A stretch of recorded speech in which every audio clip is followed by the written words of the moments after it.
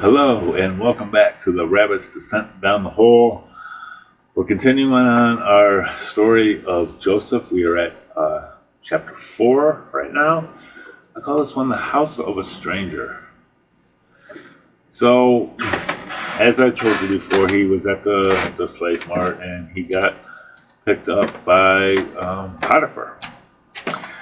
So, Potiphar is a very interesting character in itself. He's a fairly wealthy man to an extent. I mean, just to own a slave, you have to have some money. I mean, think about it. You have to cover you have to buy them from the person, and you want someone that's, because this is an investment. I mean, you want someone that's pretty decent. I mean, at least you would think anyway. And then you got to house them, feed them, clothe them. I mean, it's not necessarily a cheap. I know it's cheap labor in a sense, but it's not as cheap as one may think, because you do have to keep the person alive and things like that. I'm sure they cut corners. I'm sure they didn't. They didn't do things. I mean, he seems like someone that possibly spent a little extra with the hope of getting more out of his people, just from what it kind of seems like in scripture. I mean, it's very plausible. So, but at the same time, you're still a slave. You don't really have a say in anything. Okay, you are what you are, and that's all that you are. So, they take him back, to Potiphar's house, and we know that he's got a field. So it's kind of like a farming situation, kind of like what he came from in the first place, and I'm sure there's like a trial period or whatever. So he's working in the fields at first, and then he moves to the house type of thing, which is pretty standard in those type of things. I mean, you read, there's several materials on slavery at this time, and you can read about that. Not just at that time, but just in general. That's how a lot of them seem to work. So,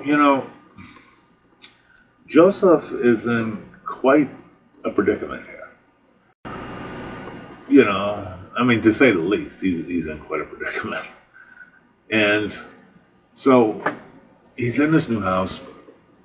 He has to learn the way. So he has to mimic. He has to watch. He has to see what to do. What is it they want? How do they want it? How do they want this served? How do they want this? How do you,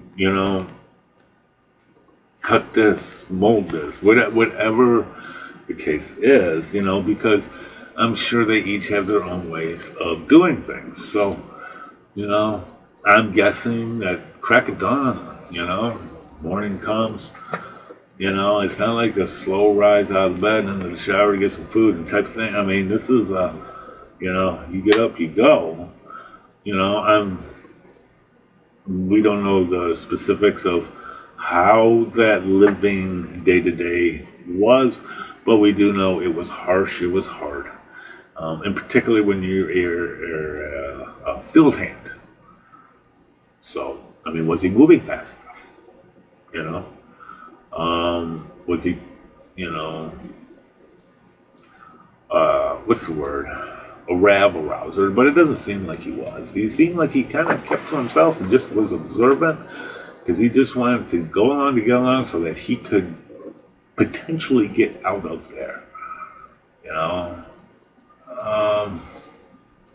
It was a strategy, I guess you could say. That's probably the best way of putting it. So he gets into a position, though, where Potiphar notices him, and he notices that he is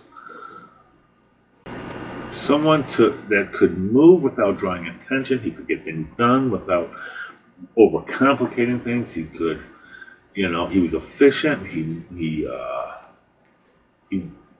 just seemed to grab onto what needed to be done. And this level of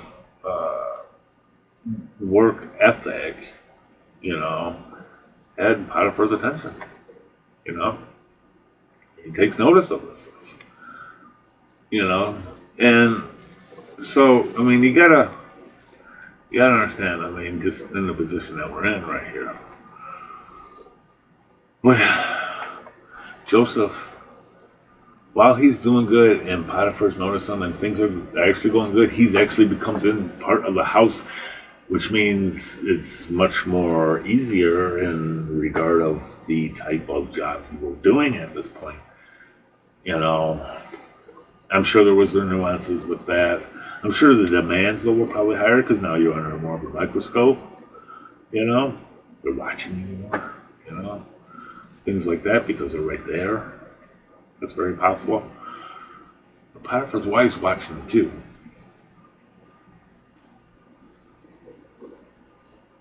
Hmm. The wife. Well, she's she's something else, huh? Yeah. Well, the wife she's flirting with him. She wants Joseph.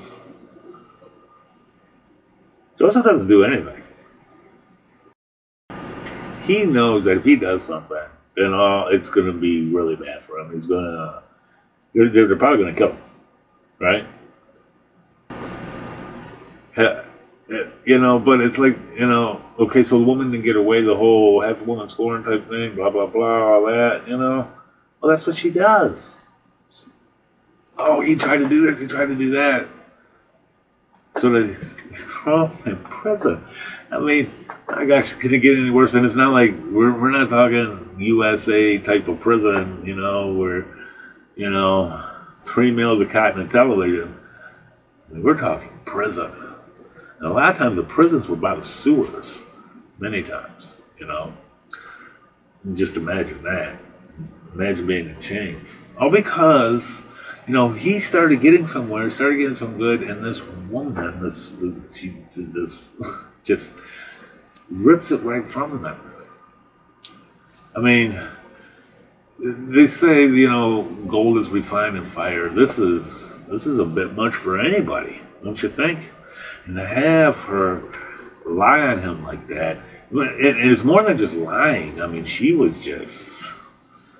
didn't get her way, so she's gonna make it, you know, bad for everybody type thing. I mean,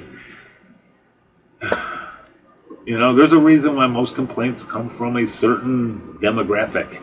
Like 95% of all complaints come from a certain demographic. So you gotta, you know, this is what's going on here. So it's like, how much serious can we take it, you know? But in any case, I mean, this is pretty crazy. He ends up in prison now. Life is not getting any better. Just when it was starting to get somewhere good. That's where we're going to leave today, and I hope you join me for our next one.